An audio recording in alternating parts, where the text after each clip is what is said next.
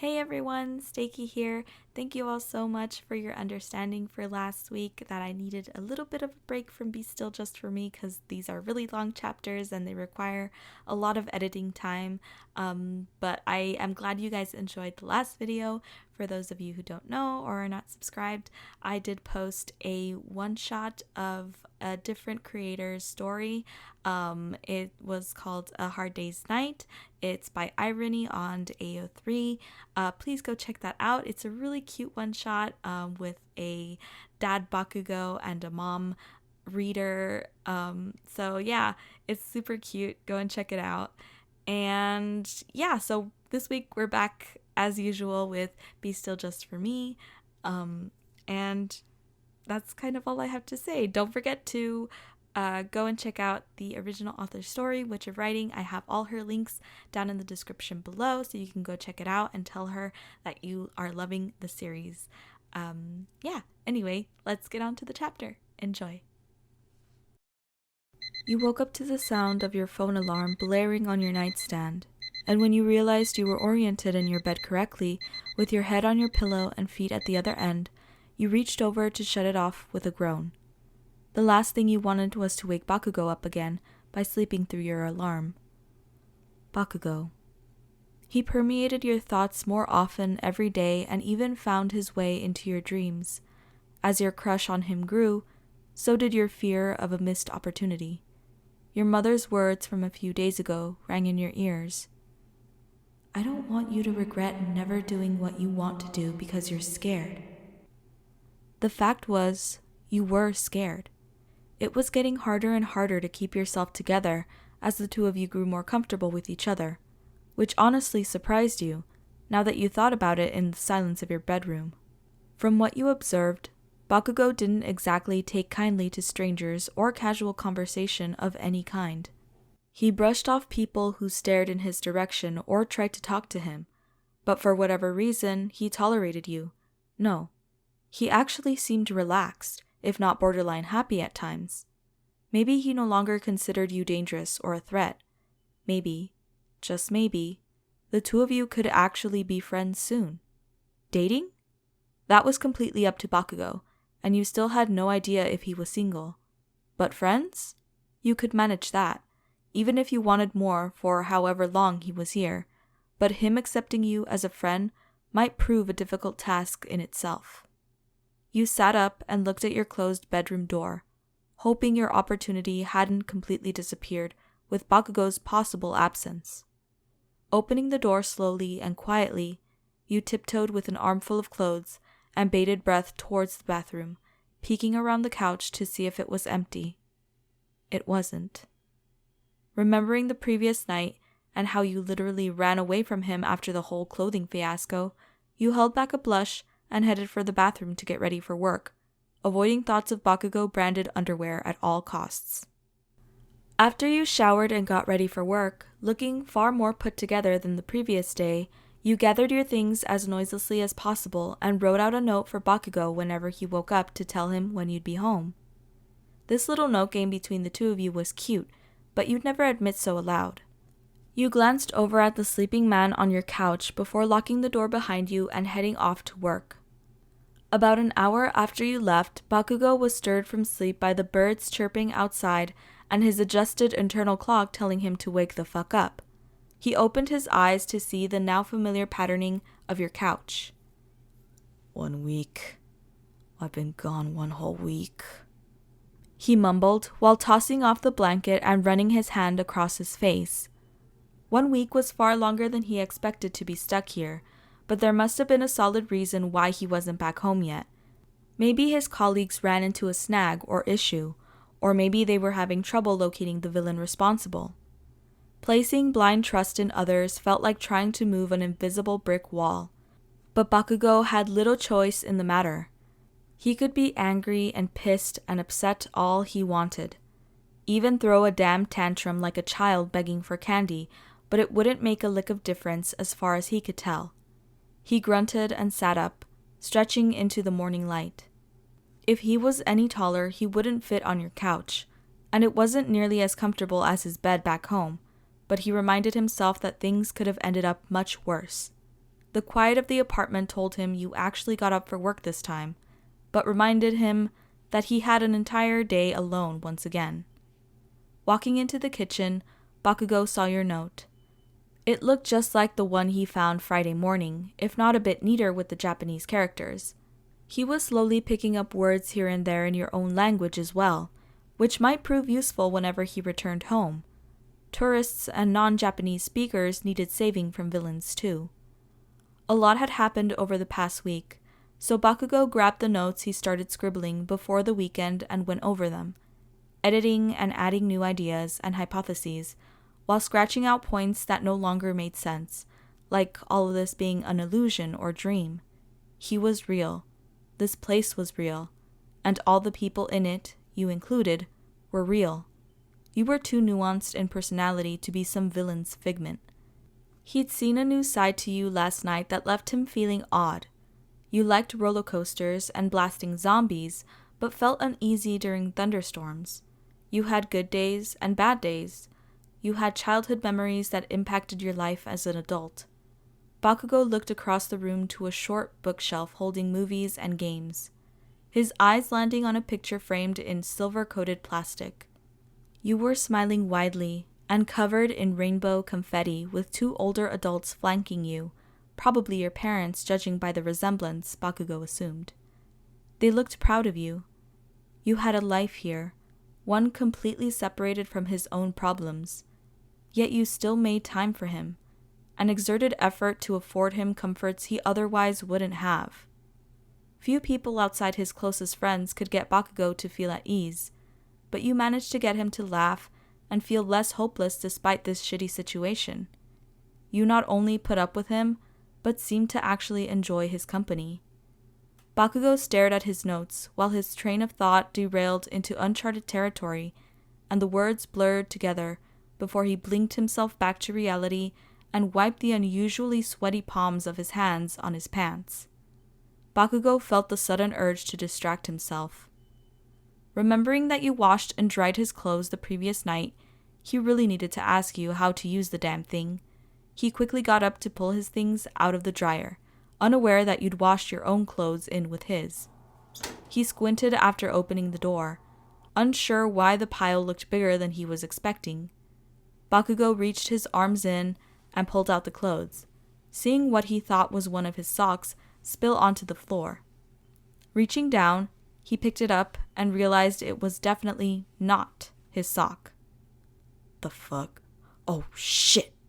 He dropped the pair of underwear that definitely did not belong to him, in addition to everything else in his arms right on the floor, his face burning and jaw clenched. His brain started piecing things together, remembering your comment about getting stuck in the rain as well. Washing one load was more economical than two, right? So stupid, he muttered, while grinding his teeth and picking his things out of the pile on the floor. But now your clothes were just there. Bakugou quickly snatched up your own clothes and practically threw them back into the dryer and slammed the door shut. He was acting like a flustered teenager towards something as trivial as clothes, but you'd never know he saw anything. No fucking problem. No. Wait. Was that why you were acting so oddly right before going to sleep? Putting his things in the dryer must have caused your stumbling around, not the storm. Of all the things to be dense about, this one made Bakugou run his hands, which felt sweaty once more, through his hair and down his face. He hoped this morning and his current anxiety that had nothing to do with being stuck in an alternate reality did not extend into the rest of the day. You, on the other hand, were having a pretty good day at work, at least far better than the previous day filled with rain and stress. There'd be another meeting tomorrow to discuss the previous day's meeting and which idea your team would go with, but today felt slow as the hours dragged on while you sat at your desk and wondered what Bakugou did to keep himself busy. While waiting for a coworker's response to a question, you pondered about what in the world to do if Bakugou ever figured out that he was a manga character here. It wasn't that you liked lying to him, but what good would it do to tell him that his entire life here was based on the fantasy of an artist in Japan? The fact that Bakugou currently lived with you, ate your food, talked with you, even laughed with you, meant that he was as real as you and your friends and your parents and the cat at the bookstore. How could he go back home knowing he was just a character here? He'd probably have some kind of mental breakdown. You put yourself in his shoes and thought about what you could do if you'd been thrown into his world and found out you were a character in a popular manga, though far less action-packed and filled with domestic shenanigans and some slice-of-life story, no doubt. Everyone knowing the story of your childhood, about your happiness, as well as your pain, about your most vulnerable moments. You weren't sure how you'd handle it, but it probably wouldn't be something you'd easily overcome or deal with.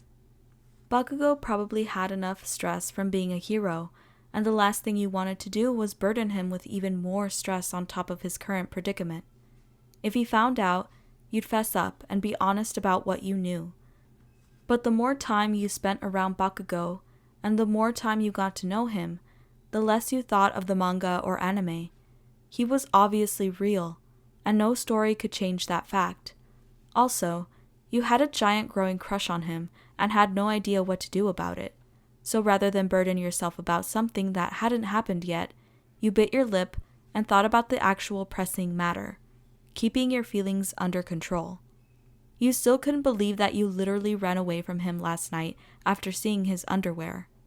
One of your dreams got creative with that new information, but you distracted yourself with hot coffee and busy work to keep your imagination in check.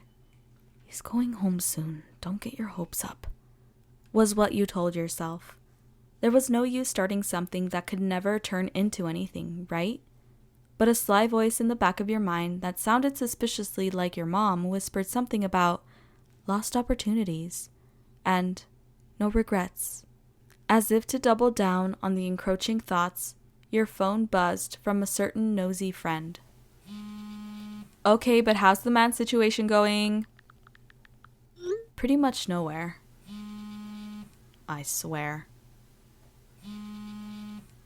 "I've been single way longer than you have. Do not squander this opportunity to project all my romantic shit onto you."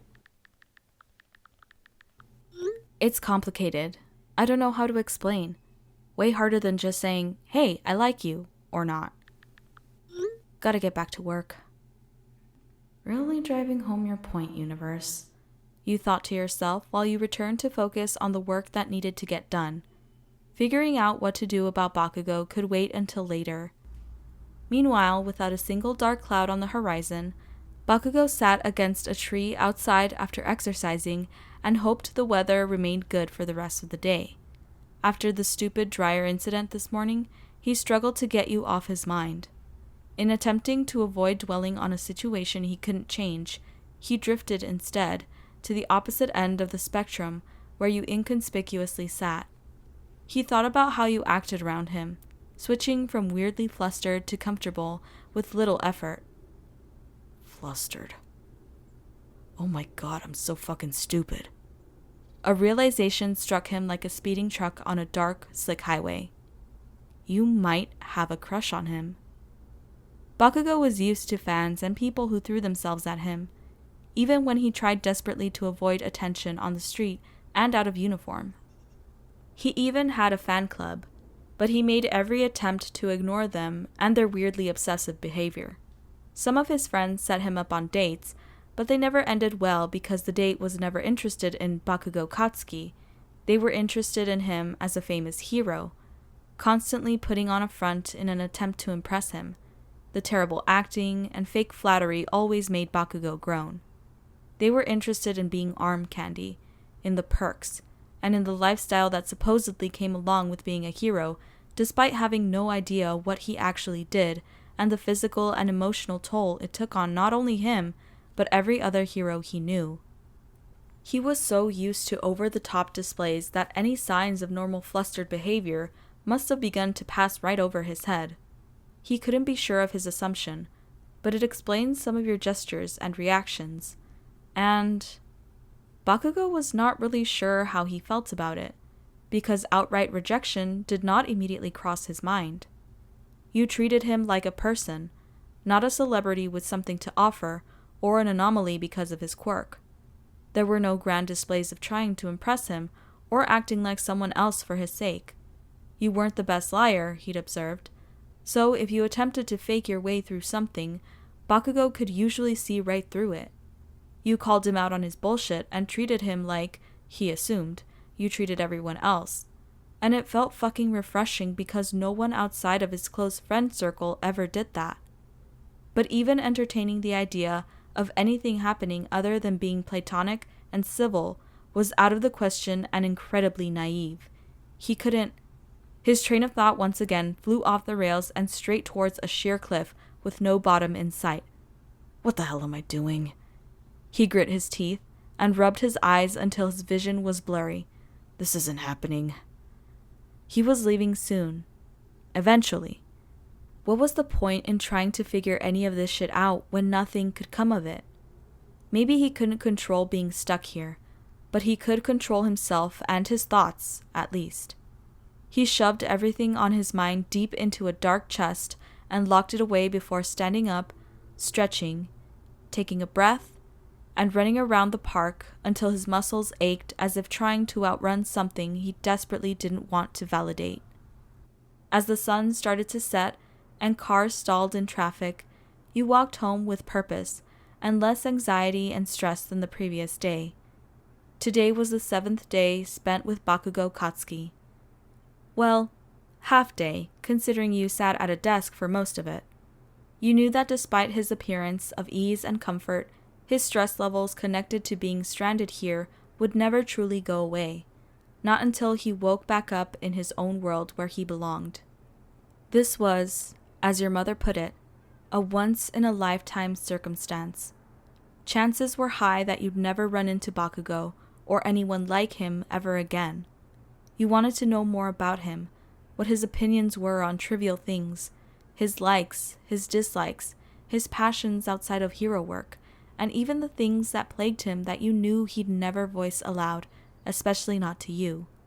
You wanted to know him, not just the hero in training presented in a manga, or even the Bakugou that slowly opened himself up to you as his days here wore on.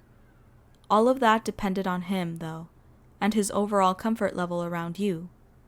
Maybe if you continued to help him where you could, and empathize to the best of your ability, he'd let his guard down. Just a little. Finally arriving home after a long day at work, you opened the door to hear voices coming from the living room.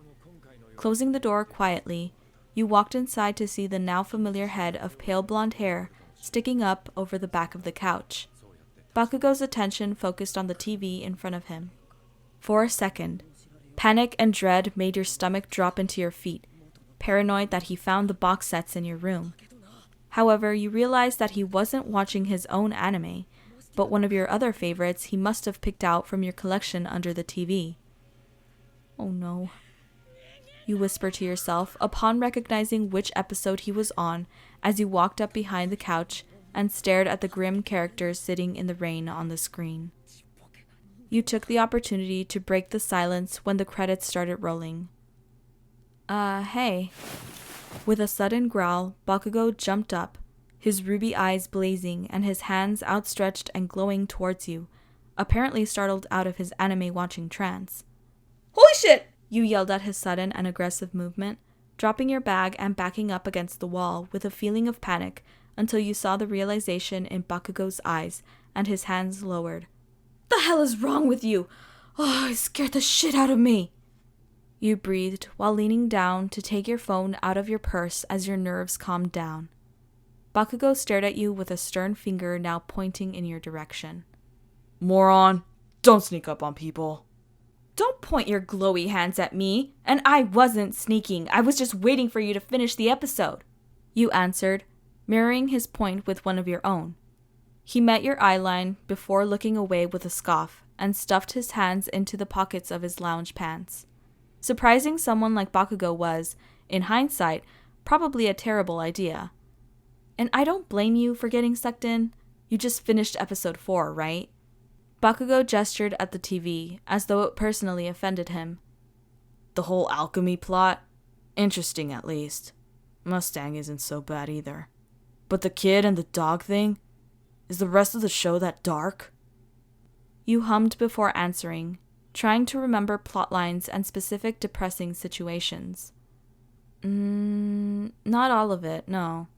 But there are other things that happen like that. It's not a happy show, I guess. It's really good though, so I think it's worth the watch. Do you not have Fullmetal Alchemist in your universe? It's really popular and well known here. He shrugged before sitting back down on the couch, the TV screen now stationary on the main menu. Hell if I know. Not like I have lots of free time to sit and watch shit. You opened your mouth to reply when your eyes were drawn to a pile of scribbled notes on the table in front of the couch. Bakugou turned around to see you staring before his eyes fell on the notes as well. Rather than indulge your curiosity and pry into whatever he was writing, you decided it was time to change into something more comfortable. Be right back, you said before slipping into your room and closing the door. Bakugou stared at the closed door, irritated with how self-aware he now felt with every fleeting glance he made in your general direction before gathering up his notes, rolling them up, and stuffing them under one of the couch cushions. It wasn't like you could easily read them anyway, but Bakugou felt the need to keep something all to himself with the little he owned here. His musings and theories were his own, even if he'd already discussed some of them with you. He shifted on the couch when the door behind him opened, revealing you looking much more at ease in the oversized clothes you wore as pajamas. Much better. What? You asked, before Bakugou realized he was staring again. Your eyes darted to the now empty table, the notes now gone, but again, you didn't pry. He forced himself to blink and turn around, hoping to play off whatever the fuck he was doing without you noticing. This isn't happening, he told himself again. Are you hungry? How does dinner sound? You asked while holding up your phone to translate. He silently thanked you for the change in topic and watched you walk into the kitchen to sort through the fridge and cabinets. Guilt ate at him for letting you cook again when you'd already done so much for his benefit, but cooking was the least of his worries. Even though you gave him money if he needed it, Bakugou refused to spend any when he had food available here. Fish? You called out over your shoulder. He just shrugged, his mind occupied with anything other than dinner.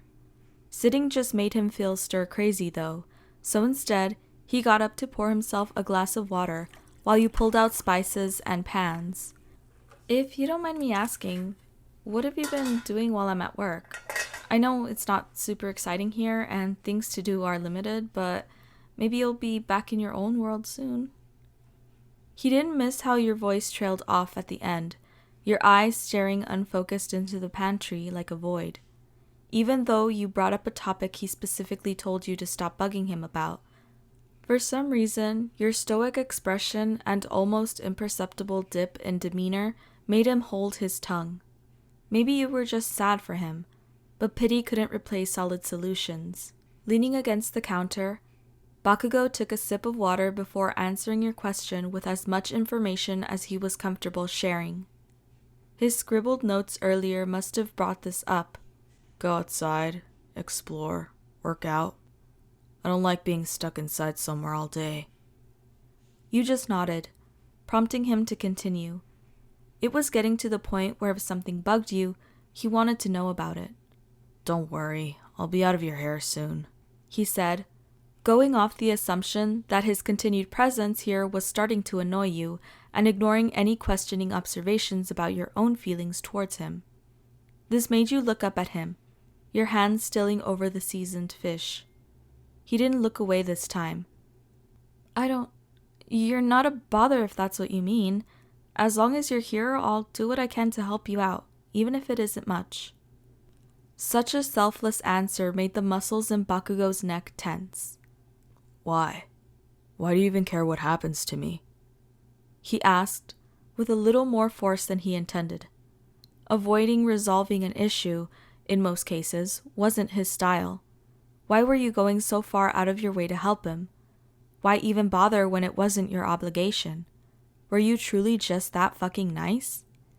He watched you bite your lip and look down at the floor as if you weren't sure you should answer, or thinking that whatever answer you gave might piss him off. I guess... I think if I was in your situation and had next to nothing and didn't know anyone, I'd want someone to do the same for me. It was probably the most common sense and empathetic yet simplest thing someone could say. Treat others the way you want to be treated. Bakugou's brows furrowed as he searched your face to see if you were bullshitting, but he couldn't pin down anything outside of honest sincerity and something else that he couldn't take the time to analyze right now. You really don't give a shit if I stay here, do you? He said it more to himself than to you, but he didn't mind that it seemed to ease your tension a bit. You held a strange determination in your eyes as you answered, as if you wanted to prove he truly wasn't a burden. No, I don't. I don't mind helping. You aren't a bother or annoying. Turning your back on him and returning to the fish sizzling in the pan, however, you couldn't help but get one last word in. Okay, sometimes you're annoying. The look on Bakugou's face was worth the risk to your health if you took the joke wrong. You couldn't help but laugh, glad for the change in mood. Not expecting any heavy conversation today, you still wanted to be honest about the fact that you really didn't mind him staying here. You enjoyed his company, and the more time you spent with Bakugou, the more anxious you grew at the thought of him leaving, but you wanted to keep the mood light as you cooked if possible. What? I am not annoying. Maybe more grating with all your sarcasm? You're as much a sarcastic shit as I am, so you have no room to talk. Maybe. If nothing else, you liven up the apartment. Without roommates, it can feel lonely here sometimes. You didn't mean to spill out your feelings on enjoying his company, but it was too late to take it back now. It really did feel nice to come home to someone rather than an empty apartment. Don't you have friends? He probed, before realizing it was kind of a dickish thing to ask, and possibly proved your annoying point correct in a small sense. He'd seen you texting and recalled you talking on the phone to someone the other day, but your otherwise predictable schedule brought out his curiosity. You go to work and come right back here. Don't let me being here stop you from doing shit. I can take care of myself. Rather than look upset at his question, though, Bakugou watched you roll your eyes at the accusation as you flipped the fish in the pan and watched it sizzle. Yes, I have friends. I just don't go out all that much. It's hard to get people together with our own jobs and responsibilities and stuff going on. You then turned to him, your eyes alight with the same determination from earlier, as if to prove him wrong. And, for your information, smartass, I have plans Thursday night. So there. For whatever reason, Bakugou liked this side of you. Strong-willed, stubborn, and determined to prove a point. It reminded him of himself. He realized early on that he couldn't just walk all over you.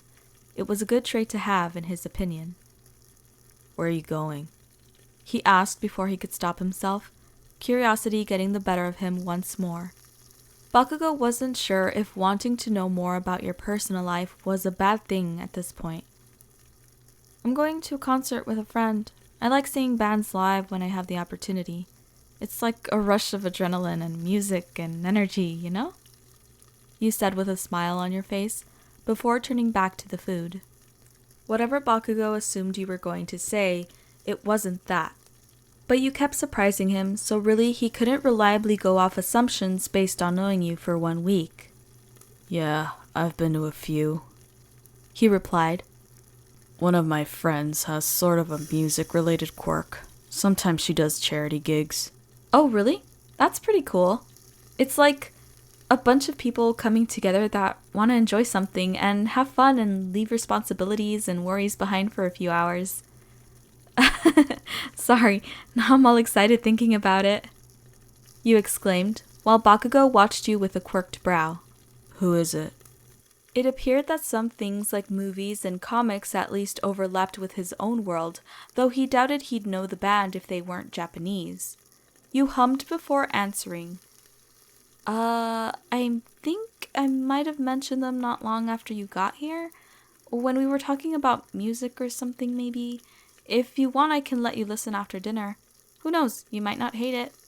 You joked, while still facing the stove.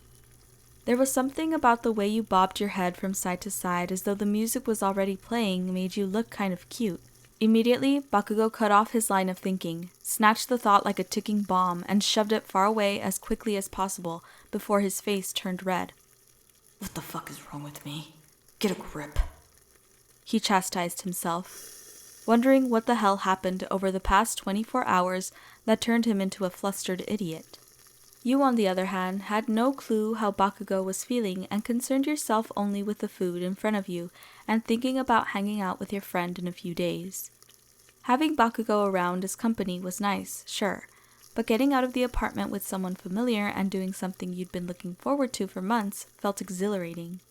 Don't burn it, he quipped behind you, but compared to the previous night, you now felt at ease and confident rather than tense and stressed. You fired back. I didn't burn the burger, so I'm not going to burn the fish either. Smugness often radiated from him like heat from a lamp, so you'd give him no satisfaction about a burnt dinner. Tonight felt good. Despite the nagging feeling in the back of your mind about Bakugou's situation and whether or not to do anything about it, you refused to let him get to you, obstinance overshadowing embarrassment for once. After the two of you sat down to eat when the food was done, you set your chin on your hands and waited for Bakugou to take a bite, daring him to say it tasted bad. The hell are you staring for? He asked, one eye twitching in rhythm with his words. Just waiting for you to take a bite and tell me it's delicious, you replied with a devious grin. He matched your stare with a questioning look. You think so, huh? Bakugou took a bite without breaking eye contact. If he thought he could intimidate you by this point, he was sorely mistaken. Too much seasoning. Bullshit. Ha! Now you think I'm lying? I think you want me to think you... There! Took another bite, see? You do like it. Bakugou acted oblivious as he lifted the fork to his mouth a third time with a shrug. He enjoyed frustrating the hell out of you, and you knew it. But joking around with him like this felt nice, so you weren't about to get on to him about it too much. If you're so picky, then you cook for once, since I did it 2 days in a row, you said, without even considering the fact that you might wake up to an empty apartment in the morning. Maybe Bakugou briefly forgot that possibility too, because he actually agreed. Taking advantage of his ego to prove you wrong was too easy. Before Bakugou could stand up to wash the dishes when he was done eating, you grabbed his things and stuck your tongue out at him for good measure. You were giving yourself more work, but the look on his face due to your obstinance made pruny fingers worth it. Bakugou couldn't help but smirk at your stubbornness when your back was turned. It really did remind him of himself sometimes, and he far preferred you in this good mood than looking self-conscious or overthinking things. Not that he hadn't been overthinking literally everything all day. While you finished up the dishes, Bakugou sat on the couch and watched you move into your room before coming back out with a pair of over-ear headphones. What are those for? He asked, as you sat down next to him, very aware of the small distance between the two of you.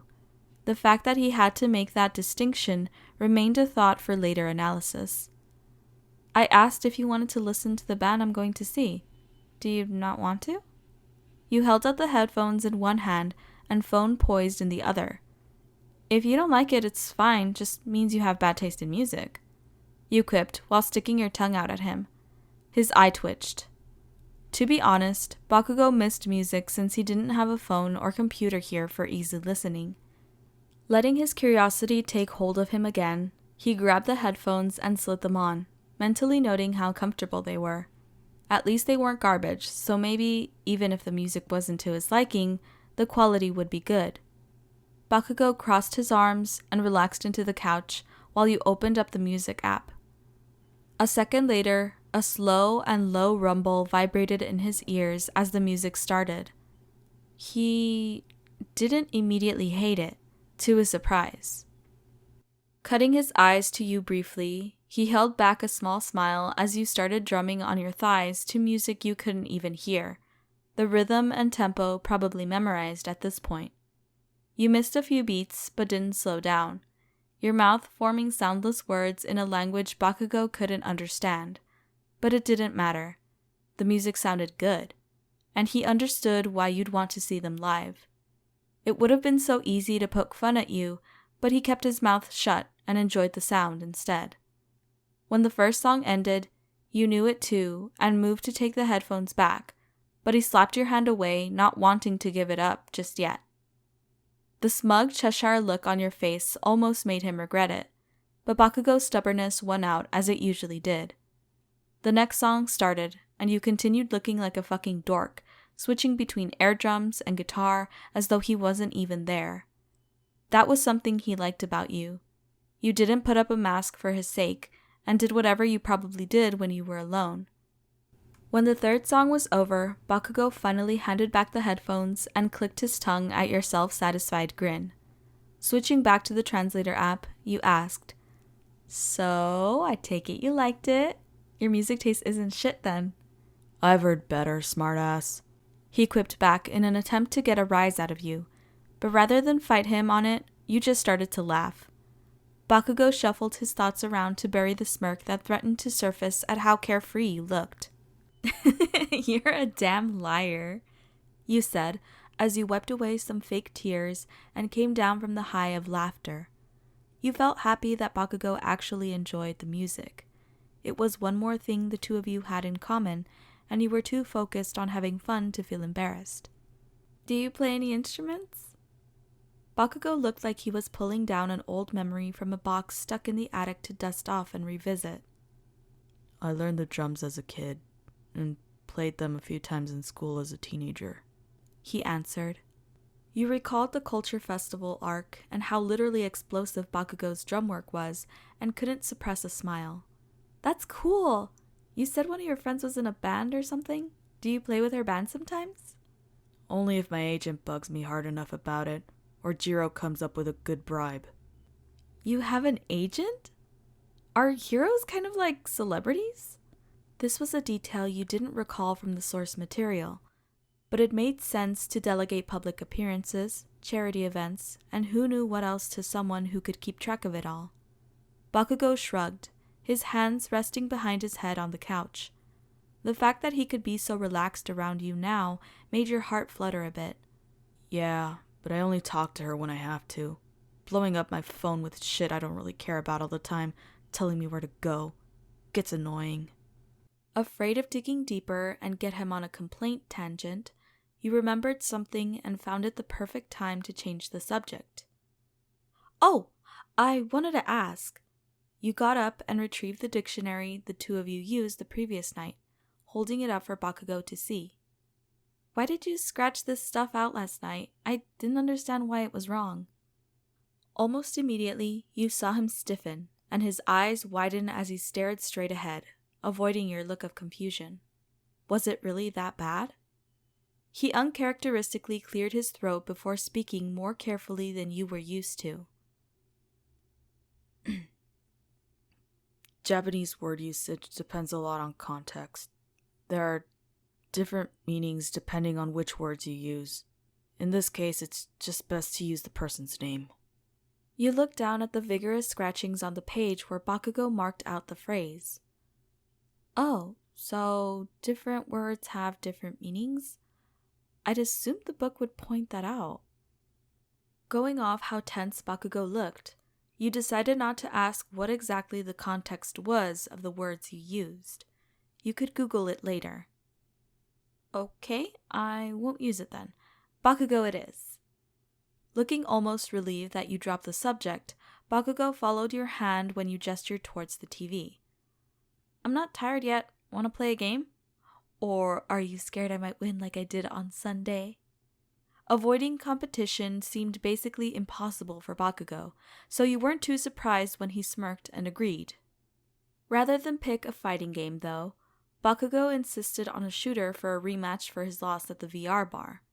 "It wasn't a fluke. I'm just not great at every type of game," you exclaimed. "Prove it.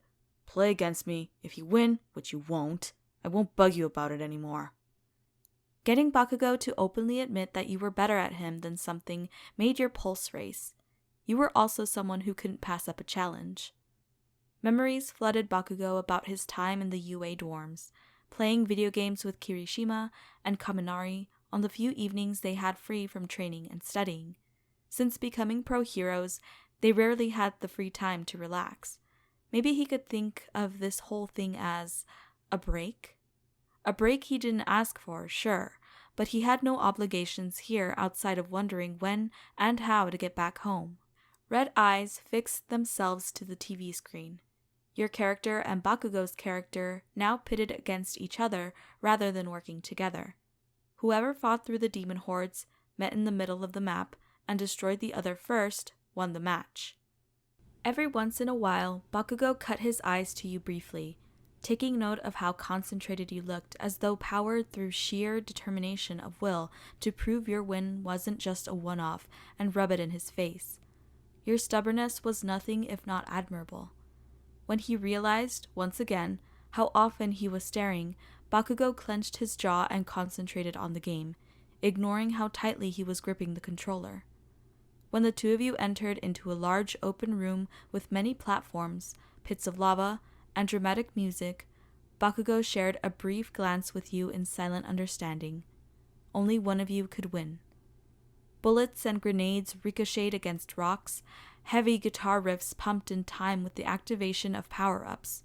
Demons spawned in a futile attempt to distract Bakugou from his prey, but all it took was one mistimed jump to expose himself to the laser sight of your rifle. Damn it! He shouted at his stupid mistake. Bakugou seethed silently as his character lay dying on the ground. Your character walked over with an ominously slow pace after picking up a ridiculous chainsaw weapon from an unopened crate. This was torture for him, and you damn well knew it. "Any last words?" you asked in a tone that oozed of pretension. Bakugou bit the inside of his cheek. "Get it over with already." His words were cut off as your character, poised above his with a revving, bloody chainsaw, was violently tossed just far enough to the side for them to land in a boiling pit of neon lava. Apparently, an enemy, a weak drone used for nothing but fodder, spawned, but both of you were too focused on the impending execution to notice as it hit you just hard enough to send you to your death. The two of you stared at the screen before bursting out in mirrored anger. "Oh, the fuck was that? That was stupid. So close!" Bakugou ran his sweaty hands down his face, hearing your mirthless laugh next to him at the unfairness of it all. So close. So close. He wasn't even mad at technically winning because you died first. What pissed him off was that he didn't win on even ground. It was the damn sports festival his first year at UA all over again. "Rematch," he stated after calming himself down.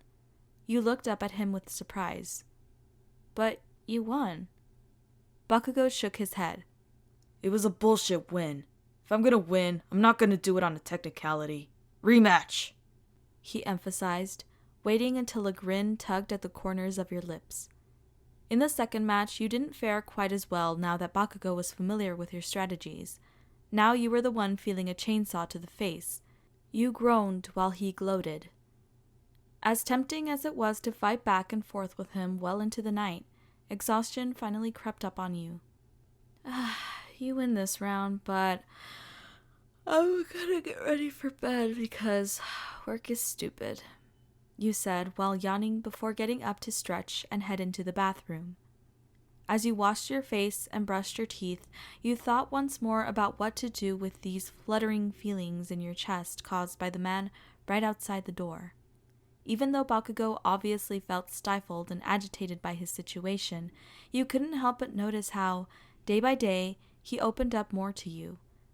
The inner debate on whether or not to tell him how you felt stressed you out because you could wake up to him gone tomorrow with a lost chance. Even though nothing could come of it, you still wondered how things might turn out in a hypothetical situation. But really, Bakugou was the deciding factor on any of this. He'd been nice and even friendly towards you, but until he showed a similar interest, you just assumed it would all be one-sided and would make conversation and interaction going forward horribly awkward, not to mention a buzzkill for your confidence. There's nothing I can do about it if he's gone. Tomorrow. But if he's not?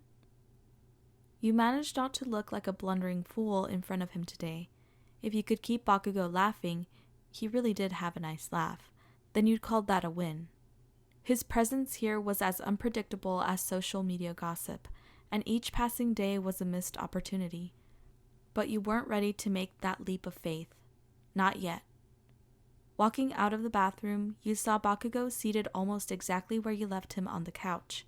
He also looked tired, so maybe it was bedtime for the both of you. I'm going to sleep, you said while holding up your phone and stifling a yawn. Tonight was fun, and I'm glad you liked the music. Bakugou looked as though he wanted to say something, but instead kept still and quiet. And I realized I hadn't said it in a few days, but since we don't know when you'll make it back home, I figured I'd just say that... You hesitated, feeling your heart beat against your ribcage. That it hasn't been so bad having you as a roommate. My last one was pretty terrible. Yeah. Good night, Bakugou. For one brief moment, the words hung on the tip of your tongue like a precariously dangled icicle on the edge of a rooftop. But you chickened out at the last second. Bakugou hesitated before nodding and moving to get up to, presumably, brush his own teeth and go to sleep. Oh, but before I forget, he turned to look at you curiously as you opened the door to your room. Captain America is better than Iron Man. As the words translated and sunk in, you struggled to hold back a laugh before Bakugou yelled something your phone couldn't understand from his slurred Japanese and threw a couch pillow at you, but it smacked into the door as you ran laughing into your bedroom and locked it behind you. You couldn't resist poking fun at him one last time. Giggling to yourself, you crawled into bed and slid under the covers, curling up to catch up on social media for a minute before you fell asleep. You remembered what Bakugou said earlier about anata wa, and how different words had different connotations. His reaction had been so strange and stiff that you chose not to press him on it, but that didn't mean you couldn't look it up for yourself.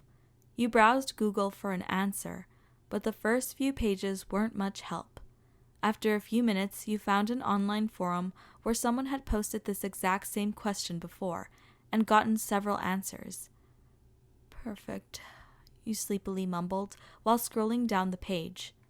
The Japanese language was less like your own and had more to do with the situation, tone, and who you were speaking to. Let's see, here we go. Different ways to say you and their connotations. Omae was informal but acceptable when you were speaking to someone of lower status than yourself, such as a teacher to a student. Kimi was similar, but considered rude. Anata was used in place of someone's name if you didn't already know their name, or used by women to affectionately address their husbands. The article kept going, but you were frozen in place, jaw slack and eyes bulging as you read back over the previous line, the words affectionately and husband popping out at you. The words blurred together as your brain slowly started working again. He thought... Did I insinuate that we... No wonder Bakugou acted the way he did. You basically referred to him as a romantic partner, but how were you supposed to know? Dropping your phone face down onto the sheets, you turned over and screamed into your pillow from embarrassment. So much for keeping your shit together for the day. After a minute of groaning, you heard a knock on your door and stilled in panic. Oi, you okay? Oh my god, he heard me. You thought in a panic. Yes, I'm fine. Your voice cracked on the last syllable, and you really wished your own bed was a portal into a pit where you could just disappear. Luckily, he didn't knock again, and you resigned to attempt to fall asleep despite both your mind and heart racing in the darkness. Bakugou looked at your door and, despite the fact that you sounded a bit strange, decided to leave you alone. He hoped that if something really was wrong, you'd tell him. The thought made him flinch as he walked to turn out the lights. He shouldn't want that. He shouldn't want you to confide in him. Stomping over to the couch, he flung himself down and attempted to sleep, but his mind was racing almost as quickly as your own. You had fun with him, and Bakugou wasn't normally described as the most fun person to hang around. He truly hated to admit it, but lying to himself would just piss him off even worse. When he wasn't overthinking every little thing you did or said, Bakugou had fun, too. He stared at the textured ceiling, his crimson eyes adjusting to the dim moonlight filtering in through the blinds. This is nothing, he told himself. Nothing will happen, and nothing can happen. Unpredictability seemed to follow Bakugou around in this world like a dog trailing a dangled treat. Although he tried to believe his own words, something told him that it wouldn't be as easy as he hoped.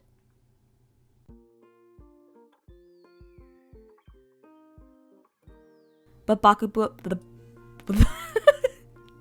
as if to double that, I can't talk today. This is not a good day for me. As if to double down on the encroaching thoughts, your phone buzzed from a certain noisy, oh god damn it.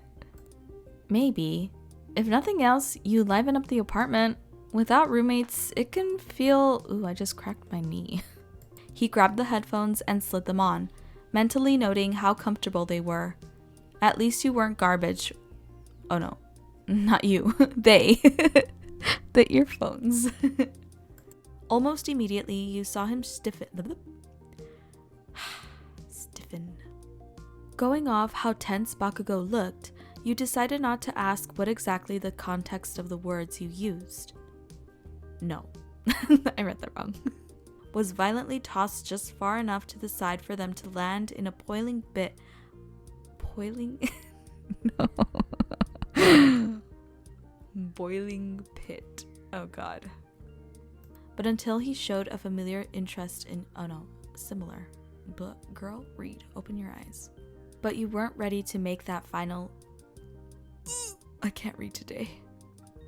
But lying to himself would just piss him off even worse.